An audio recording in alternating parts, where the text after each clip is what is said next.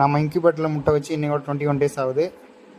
முட்டையெல்லாம் ஒவ்வொன்றா பொரிக்க ஆரம்பிச்சிட்ருக்கு. கம்ப்ளீட்டாக எல்லாம் பொரிச்சோடனே நம்ம கொண்டு போய் நாட்டுக்கோழிக்கிட்ட விட போகிறோம். நான் இந்த இன்குபேட்டரில் பார்த்தீங்கன்னா நாட்டுக்கோழி முட்டை, பொந்தங்கோழி முட்டை, அப்புறம் காடை முட்டை இதெல்லாம் வச்சுருந்தேன்.